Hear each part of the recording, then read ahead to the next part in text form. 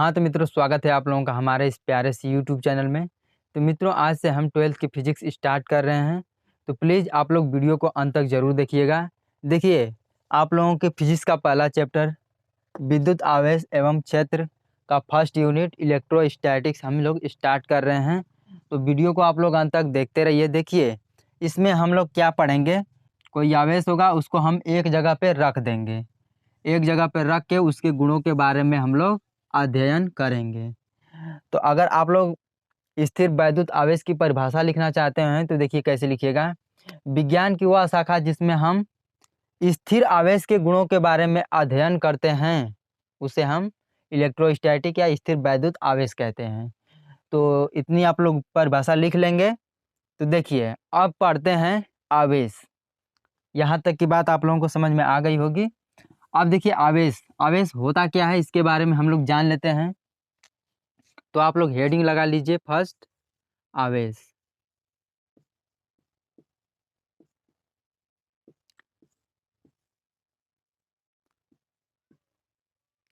इसको इंग्लिश में हम लोग चार्ज बोलते हैं, ठीक है।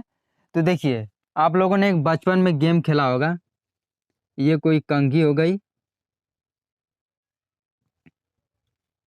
जब इसको आप लोग बालों में रगड़कर किसी कागज के टुकड़ों के पास जब आप लोग इसको ले जाते थे तो क्या होता था कि इन कागजों में हलचल से उत्पन्न हो जाती थी।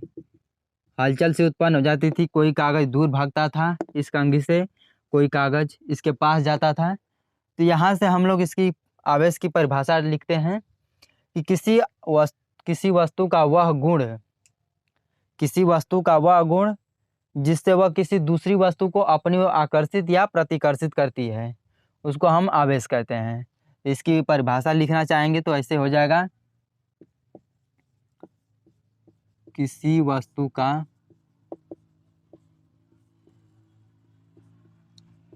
वह गुण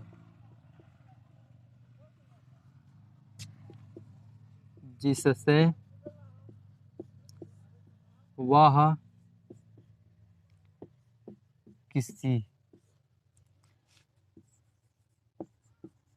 दूसरी वस्तु को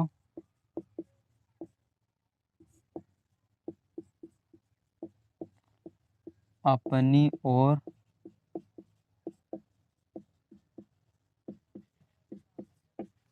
आकर्षित या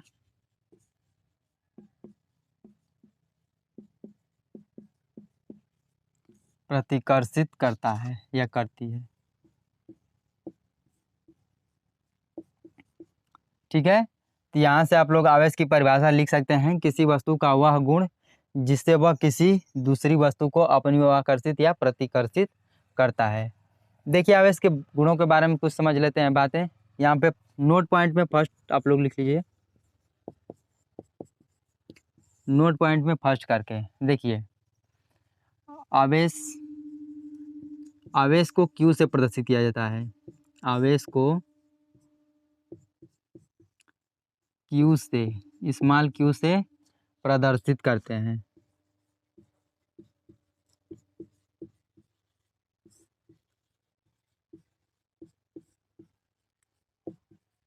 ठीक है, आवेश को स्मॉल क्यू से प्रदर्शित करते हैं। दूसरा नोट पॉइंट लिख लेंगे हम लोग यहाँ पे, इसको मिटा देते हैं। आवेश एक अदिश राशि है। आवेश एक अदिश राशि है।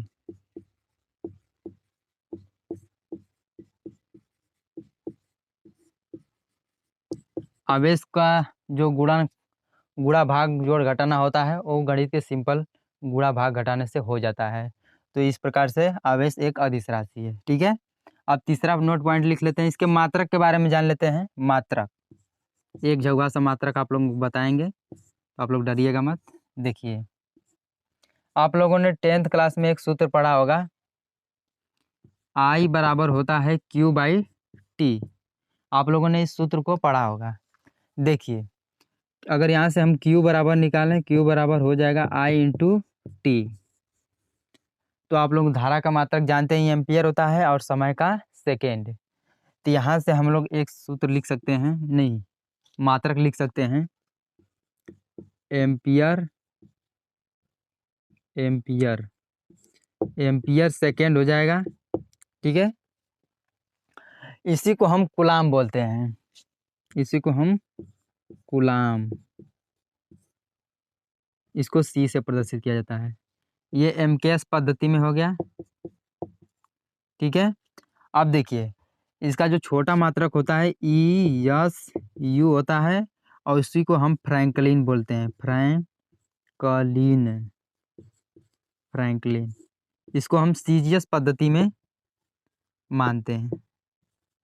ठीक है, यहाँ तक आप लोग नोट करना चाहते हैं तो कर लीजिए। अब आगे बढ़ेंगे।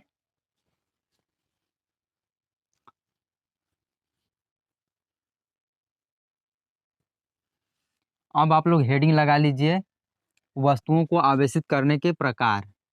ठीक है दोस्तों, तो आप लोग हेडिंग लगा लीजिए, वस्तुओं को आवेशित करने के प्रकार। यहाँ पे दूसरी हेडिंग समझेंगे, वस्तुओं को, वस्तुओं को आवेशित, आवेशित करने के प्रकार, करने के प्रकार। एकदम क्लास की तरह आप लोग पढ़ते रहिए। देखिए वस्तुओं को 3 प्रकार से आवेशित किया जाता है, एक घर्षण द्वारा, एक चालन द्वारा और एक प्रेरण द्वारा। तो सबसे पहले हम घर्षण द्वारा आवेशन को पढ़ लेते हैं। तो देखिए आप लोग इसकी रचना अपने से कर लीजिएगा, बस हम आप लोगों को समझा दे रहे हैं। ठीक है, घर्षण द्वारा आवेशन में क्या होता है, घर्षण द्वारा आवेशन बिल्कुल सिंपल लगेगा। देखिए इसमें क्या होता है कि 2 उदासीन वस्तुएं होती हैं, ये एक उदासीन वस्तु हो गई और यहाँ पर एक उदासीन वस्तु हो गई। इसमें जब 2 उदासीन वस्तुओं को आपस में रगड़ते हैं तो देखिए इसमें से या इलेक्ट्रॉन निकल जाते हैं या इसमें से इलेक्ट्रॉन निकल जाते हैं। तो देखिए हम मान के चल रहे हैं कि इसमें से इलेक्ट्रॉन निकल जा रहा है और इसमें प्रवेश कर रहा है। ठीक है, तो देखिए क्या होता है, जिसमें से इलेक्ट्रॉन निकलते हैं उस पर धनावेश और जिसमें इलेक्ट्रॉन प्रवेश करते हैं उस पर ऋणावेश आ जाता है। ठीक है, अच्छा देखिए अगर इसमें से इलेक्ट्रॉन निकलकर इसमें से प्रवेश कर रहा है, अगर इसमें से इलेक्ट्रॉन निकलकर इसमें प्रवेश कर रहा है तो इसके द्रव्यमान में कमी होगी, और इलेक्ट्रॉन का द्रव्यमान होता है 9.1 इंटू 10⁻31 kg होता है। ठीक है, ये कांस्टेंट होता है, इसको आप लोग याद कर लीजिएगा। और इलेक्ट्रॉन का जो मान होता है, इलेक्ट्रॉन का 1.6 इंटू 10⁻19 कूलम होता है। ठीक है, तो इन दोनों मानों को आप लोग कांस्टेंट याद कर लीजिएगा। आप देखिए इसमें इसके द्रव्यमान में कमी होगी, लेकिन इसमें प्रवेश कर रहा है तो इसके द्रव्यमान में वृद्धि और इस पे ऋणावेश आ जाएगा। उदाहरण के माध्यम से समझिए, आप अपने फ्रेंड से 500 रुपये मांगते हैं। ठीक है, वो आपको 500 रुपये दे देता है, वो आपको 500 रुपये देता है तो वो आपके सापेक्ष प्लस में हो गया, लेकिन आप उसके सापेक्ष ऋणावेश में हो गए। तो यही बात यहाँ पर बोली गई है।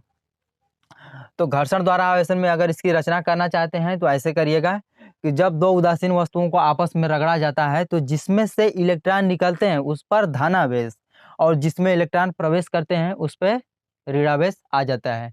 इस प्रकार के आवेशन को हम घर्षण द्वारा आवेशन कहते हैं। ठीक है, अब देखिए पढ़ते हैं चालन द्वारा आवेशन। चालन द्वारा आवेशन,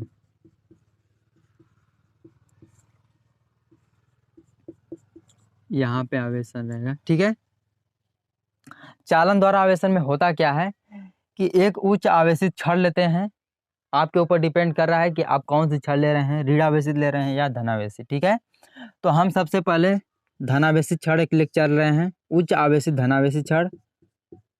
ये मान लीजिए हमारी उच्च आवेशित धनावेशित छड़ है।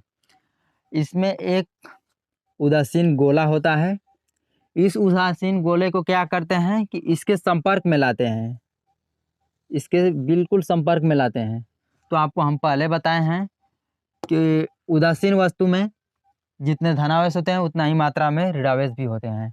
तो ये उच्च आवेशित क्या करता है, उच्च धनावेशित ये इलेक्ट्रॉन को अपनी ओर बुला लेते हैं। आप लोगों को एक बात और समझ लेनी चाहिए यहाँ पे। देखिए, सजाती आवेश प्लस प्लस जब सजाती आवेश रहते हैं तो ये दोनों एक दूसरे को प्रतिकर्षित करते हैं, ठीक है। ये माइनस माइनस भी रहेगा तो ये एक दोनों को प्रतिकर्षित करते हैं, और यहाँ पे प्लस माइनस रहेंगे तो एक दूसरे को आकर्षित करते हैं। मान के चलिए सजाती आवेश एक दूसरे को प्रतिकर्षित करते हैं और विजातीय आवेश एक दूसरे को आकर्षित करते हैं, ठीक है। तो ये क्या करता है कि माइनस को अपने पास बुला लेता है, और यहाँ पे जो प्लस हैं ये इधर चले आते हैं, ठीक है, ये इधर चले आते हैं। तो ये क्या करता है, माइनस को अपने पास बुलाकर ये उदासीन हो जाता है। ये उदासीन हो जाता है जब हम इसका संपर्क हटाते हैं। जब हम इनका संपर्क हटाते हैं तो देखिए जो हमें वस्तु प्राप्त होती है वो धनावेशित वस्तु प्राप्त होती है। देखिए एक बार फिर से समझ लीजिए, एक उच्च आवेशित छड़ को हम जब उदासीन गोले के संपर्क में लाते हैं तो ये अब माइनस को अपनी ओर आकर्षित करके उदासीन हो जाता है, और जब इनका संपर्क हम हटाते हैं तो क्या होता है कि हमें एक आवेशित वस्तु प्राप्त होती है। जो यहाँ पे आप छड़ लेकर आएंगे वही यहाँ पे आप लोगों को आवेशित वस्तु प्राप्त होगी। अगर यहाँ पे आप माइनस उच्च आवेशित छड़ लेकर आते तो आपको यहाँ पे माइनस आवेशित गोला प्राप्त होता है, ठीक है। अगर आप इसकी रचना करना चाहते हैं तो ऐसे लिखिएगा कि जब हम किसी उच्च आवेशित धनावेशित या ऋणावेशित छड़ को जब किसी उदासीन गोले के पास लेकर आते हैं तो वह अपने अनुसार धनावेश या ऋणावेश को अवशोषित करके उदासीन हो जाता है। जब हम इन दोनों का संपर्क हटाते हैं तो जो हमें वस्तु प्राप्त होती है वो धनावेशित या ऋणावेशित प्राप्त होती है। इस प्रकार के आवेशन को हम चालन द्वारा आवेशन कहते हैं, ठीक है। तो आप लोगों के यहाँ तक की बात समझ में आ गई होगी। अब समझ लेते हैं प्रेरण द्वारा आवेशन। देखिए यहाँ पे तीसरा है प्रेरण द्वारा आवेशन। प्रेरण द्वारा आवेशन। प्रेरण द्वारा आवेशन में क्या होता है, देखिए इसमें एक उच्च आवेशित छड़ होती है, ये ऐसे मान के चल रहे हैं हम प्लस आवेशित छड़ लिए हैं उच्च आवेशित, और एक उदासीन गोला होता है, यहाँ पर मान लेते हैं एक उदासीन गोला है, ठीक है। इसमें होता क्या है कि इसमें उच्च आवेशित और उदासीन गोले को बिना संपर्क में लाए, आप लोग बात को ध्यान से सुनते रहिए, बिना संपर्क में लाए इस उदासीन वस्तु को हमें आवेशित करना है। तो देखिए हम क्या करेंगे, उच्च आवेशित छड़ को उदासीन गोले के पास लेकर जाएंगे। उदासीन गोले के पास जब ले जाएंगे, बिना स्पर्श कराए पास ले जाएंगे, तो ये धनावेशित आप लोगों को पता ही है कि ऋणावेश को अपनी ओर आकर्षित करता है। तो ऋणावेश इधर की ओर आ जाएंगे, ऋणावेश ऐसे, ठीक है, और धनावेश प्लस से दूर हो जाएंगे, ठीक है। धनावेश प्लस से दूर हो जाएंगे और ऋणावेश प्लस की पास हो चले जाएंगे। तो क्या होता है कि अब इतना करने के बाद इन दोनों का संपर्क, इसका संपर्क कर देते हैं भूमि से। इसका संपर्क जब हम भूमि से करते हैं तो क्या होता है कि ये प्लस नीचे की ओर चला जाएगा। आप लोग ये सोच रहे होंगे, ठीक है, तो ऐसा गलती कभी करने का नहीं। देखिए भूमि का जो संधारिता होती है या विभवांतर होता है वो शून्य होता है, ठीक है। आप लोग कोई भी करंट अगर धरती पे आप लोग गिरा देते हैं तो आप लोगों को मारेगी नहीं, क्योंकि पृथ्वी का जो विभवांतर या धारिता होती है वो अनंत होती है। तो देखिए इसमें से इलेक्ट्रॉन निकलकर इसमें जाएंगे, इसमें जाकर ये जो धनावेश हैं इनको ऋणावेश धनावेश ऋणावेश धनावेश ऋणावेश इलेक्ट्रॉन जाकर इसको उदासीन कर देंगे, ठीक है, उदासीन कर देंगे। जब हम इसका संपर्क तोड़ेंगे तो ये आगे से उदासीन है, जब हम इसका संपर्क काट करके जब इसका संपर्क हटाएंगे या इसके पास से हटाएंगे तो क्या होगा कि जो हमें वस्तु प्राप्त होगी वो ऋणावेशित वस्तु प्राप्त होगी, ठीक है, हमें ऋणावेशित वस्तु प्राप्त होगी। यहाँ पे देखिए एक बार फिर समझ लीजिए, इसमें से इलेक्ट्रॉन निकलकर ये जो धनावेश हैं इनको ये उदासीन बना देंगे। अगर यहाँ पे माइनस रहता तो हम इसका जब भूमि से संपर्क कराते तो ये माइनस इलेक्ट्रॉन नीचे की ओर जाकर अपना उदासीन हो जाते, जो हमें वस्तु प्राप्त होती वो धनावेशित वस्तु प्राप्त हो जाती। तो यहाँ तक की बात आप लोगों को समझ में आ गई होगी। प्रेरण द्वारा आवेशन में आप लोग इसकी परिभाषा लिखना चाहते हैं तो ऐसे लिखिएगा। देखिए हम सबसे पहले मान ले रहे हैं यहाँ पे कि हम उच्च धनावेशित छड़ को गोले के उदासीन गोले के पास ले जा रहे हैं, ठीक है। तो यहाँ पे ऐसे लिखिएगा, उच्च धनावेशित छड़ को जब हम गोले के पास ले जाते हैं तो वह अपनी ओर माइनस आवेश को अपनी ओर आकर्षित करके धनावेश को प्रतिकर्षित कर देता है, ठीक है। प्रतिकर्षित कर देता है। जब हम गोले का संपर्क भूमि से कराते हैं तो भूमि से इलेक्ट्रॉन निकलकर धनावेश को उदासीन बना देते हैं। जब हम भूमि का संपर्क गोले से हटाते हैं, भूमि का संपर्क जब हम गोले से हटाते हैं तो जो हमें वस्तु प्राप्त होती है वो ऋणावेशित प्राप्त होती है। बस आप लोगों को यही लिखना है। इस प्रकार के आवेशन को हम प्रेरण द्वारा आवेशन कहते हैं। क्या कहते हैं? प्रेरण द्वारा आवेशन। तो आप लोग इसकी परिभाषा लिख लीजिएगा।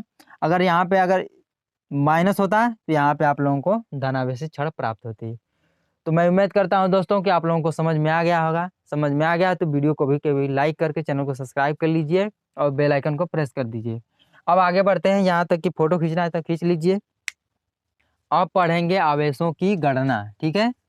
तो आप लोग नोट्स बनाते रहिए ताकि अपने द्वारा नोट्स बनाई गई सबसे अच्छी तरह समझ में आती है।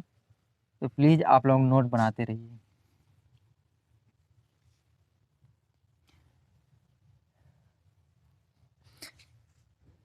देखिए यहाँ पे अब हम पढ़ेंगे आवेशों की गणना, ठीक है। यहाँ पे आवेशों की गणना।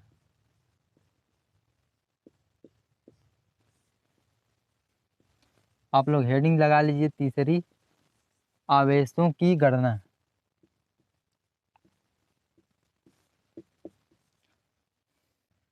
देखिए आवेशों की गणना, आप लोग हेडिंग लगा लीजिए कैलकुलेशन ऑफ चार्ज, ठीक है। तो इसमें होता क्या है, देखिए ये कोई गोला है, इसको हमने क्यू आवेश दिया है। क्या है? क्यू आवेश दिया है। तो देखिए हम इसमें से एक इलेक्ट्रॉन निकाल रहे हैं या इसको एक इलेक्ट्रॉन दे रहे हैं।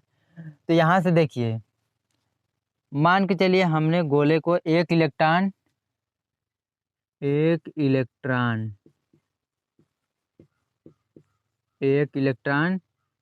दिया है तो कमी, लिया है तो अधिकता है,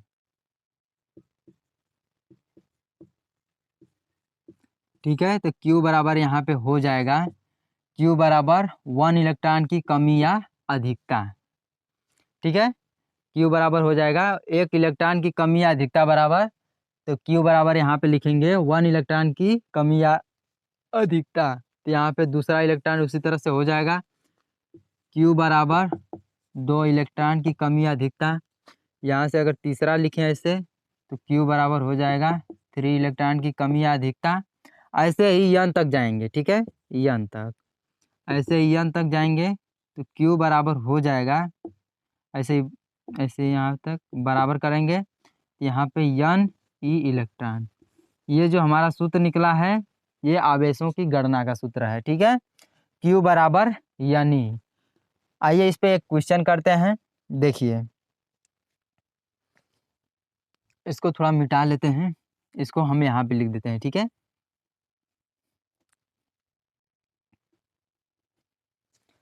यहाँ पर देखिए एक सवाल दिया गया है, यहाँ पे Q था, हमें सूत्र मिला है Q बराबर यन ई। यहाँ पर देखिए Q आवेश है, Q आवेश, और यहाँ पे देखिए यन इलेक्ट्रॉनों की संख्या है,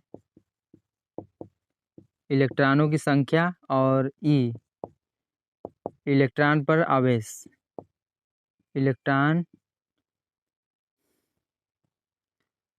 इलेक्ट्रॉन पर आवेश। आप लोगों को हमने बताया था कि इलेक्ट्रॉन पर आवेश कितना होता है, 1.6 इंटू 10⁻⁻19 कूलम का आवेश होता है, ठीक है। तो इतनी बात आप लोग ख्याल करिएगा। एक क्वेश्चन कर लेते हैं। देखिए क्वेश्चन दिया गया है, किसी वस्तु पर 8 कूलम का धनावेश है, किसी वस्तु पर 8 कूलम का धनावेश है, वस्तु पर कितने इलेक्ट्रॉन की कमी या अधिकता है। देखिए क्वेश्चन दिया गया है, क्वेश्चन, किसी वस्तु पर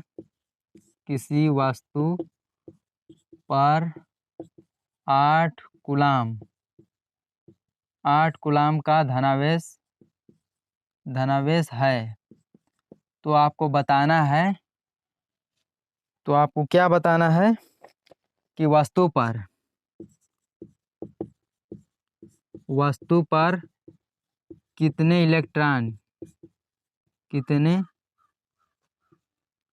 इलेक्ट्रॉन की कमी या अधिकता है। ठीक है, तो देखिए क्वेश्चन क्या बोला है, किसी वस्तु पर 8 कूलाम का धनावेश है तो वस्तु पर कितने इलेक्ट्रॉन की कमी या अधिकता है। ठीक है, आप लोगों को गणना करना है। तो देखिए इसमें बोर्ड पेपर में जब आप लोगों को हल करना होगा तो ऐसे लिखिएगा हल। सबसे पहले हल लिखकर यहाँ पर जो जो चीज़ दिया गया है आप लोग उसको लिख लीजिएगा। तो देखिए किसी वस्तु पर 8 कूलाम का आवेश, Q बराबर दिया गया है 8 कूलाम। ठीक है, धनावेश, ठीक है, यहाँ पे धनावेश हो गया। वस्तु पर कितने इलेक्ट्रॉन की कमी या अधिकता है, N का मान हमें निकालना है। E का मान पता ही है 1.6 इंटू 10⁻⁻19 कूलाम। ठीक है, तो देखिए आइए सवाल को लगा लेते हैं। देखिए तो हमने सूत्र पढ़ा है Q बराबर यानी Q बराबर N E। यहाँ से Q का मान 8 कूलाम और N का मान हमें निकालना है। E का मान 1.6 इंटू 10⁻⁻19 कूलाम। ठीक है, यहाँ से N का मान निकालेंगे तो ये ऊपर चला जाएगा, ये नीचे आ जाएगा, तो 8 अपान में 1.6 इंटू 10⁻⁻19 कूलाम। ठीक है, यहाँ से दशमलव हटाएंगे, यहाँ पर 0 बढ़ाएंगे, 16 पच्चे 80, यानी कि N बराबर 5 इंटू 10⁻, इसको ऊपर ले जाएंगे तो प्लस में हो जाएगा 19 संख्या आ जाएगी, इलेक्ट्रॉनों की संख्या। N बराबर 5 इंटू 10 प्लस 19, इतनी इलेक्ट्रॉनों की कमी होगी किसी वस्तु पर से। धनावेश है यहाँ पे तो कमी होगी। ठीक है, आप लोग समझ सकते हैं। आप लोग चौथी हेडिंग लगा लीजिए, आवेश एवं द्रव्यमान में तुलना। तो यहाँ पे आवेश एवं द्रव्यमान की तुलना। ठीक है, तो देखिए यहाँ पे आप लोग लिख लीजिए आवेश और यहाँ पर लिख लीजिए आप लोग द्रव्यमान। यहाँ पे ऐसे खींच लेते हैं। ठीक है, देखिए आवेश में फर्स्ट पॉइंट में आप लोग लिखेंगे आवेश धनावेश हो सकता है, ऋणावेश भी हो सकता है और शून्य भी हो सकता है, लेकिन यह केवल और केवल धनावेश होता है। ठीक है, आप देखिए यह बिना आवेश के नहीं हो सकता है। यहाँ पे लिखेंगे यह बिना आवेश के नहीं हो सकता है। यह बिना आवेश के नहीं हो सकता है, सेकेंड पॉइंट में लिखेंगे आप लोग। ठीक है, यह बिना आवेश के हो सकता है, द्रव्यमान है जो बिना आवेश के हो सकता है, यह बिना आवेश के हो सकता है।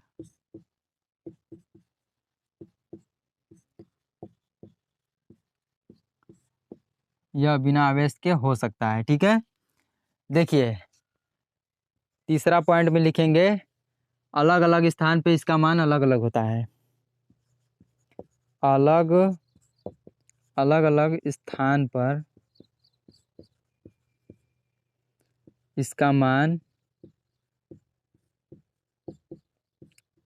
अलग अलग होता है, अलग अलग होता है। ठीक है, इसका मान सभी जगह समान होता है, सभी जगह इसका मान सभी जगह समान होता है।